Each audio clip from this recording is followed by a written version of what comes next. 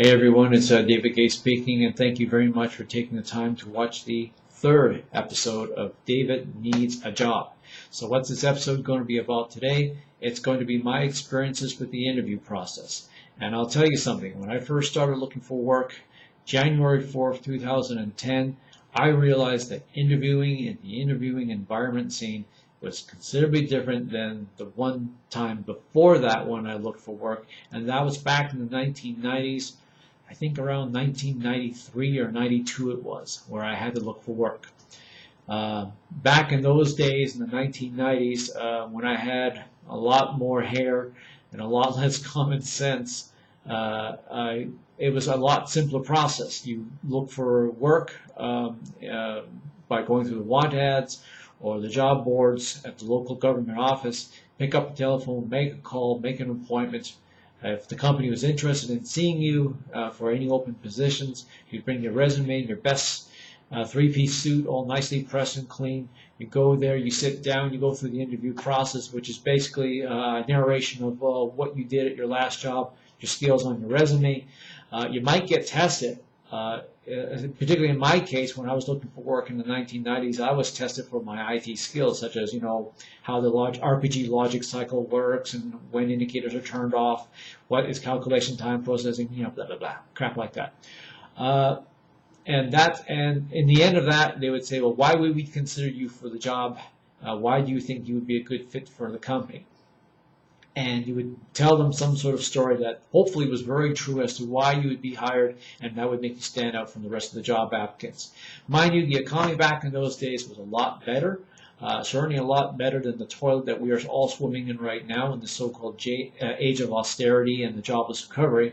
It's one big, massive flush down the drain right now if you have been watching the news and looking at your stock options and watching them going down the toilet. But anyways, now what I found out when I went back to the interview scene in 2010 was how much of a complete and utter farce the process is. It is like something out of a reality TV show, or what was that show with the three women on it? Keeping Up with the Kardashians. I'll call them Kardashians. Keeping Up with the Kardashians. It was like something out of a reality show, Big Brother. And I say that because there was so much effort into the interview process where you had to follow a certain script or a certain rule. You had to use, for example, action words in your presentation, like your resume, and to make your resume stand out. You had to use a certain type of font size. You had to use a certain color paper.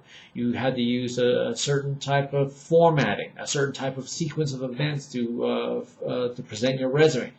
Then when you got to the actual interview process, you would be asked such interesting questions designed to trip you up. And my particular favorite, and I've been on, like I said, hundreds of interviews, and I've gotten some pretty strange jackassery questions, but this one takes the cake.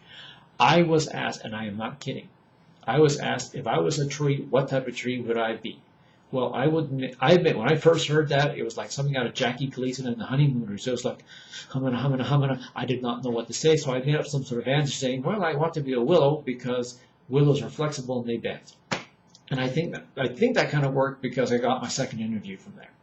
But I didn't get the job, but at least I made it to the second interview. So whatever answer I came up with just goes to show I can think pretty quick on the fly when it comes up.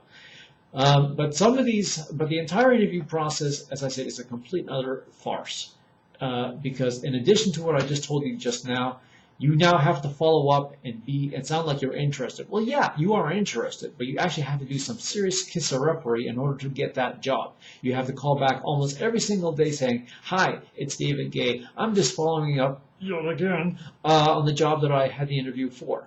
And you had to sound sincere. You had to sound like you really wanted this job, like you wanted to really kiss somebody's posterior in order to get this job. And one particular time that I did this, the person that responded to my phone calls was saying, well, we're still in deliberation right now. It's a really tough choice. There's a lot of qualified candidates, sir.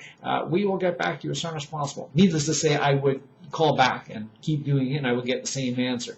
Oh, we're still qualifying, viable candidates, sir. But what really angered me about one particular situation was that one person who was telling me all of this nonsense actually had the position already filled for 3 weeks when I was following up. And I will tell you something, when I found out about this, the space-time continuum cracked with all the swearing and the cursing and whatever that I did when I hung that phone down. I was about ready to pitch that phone not only against the wall but through the wall into solid concrete.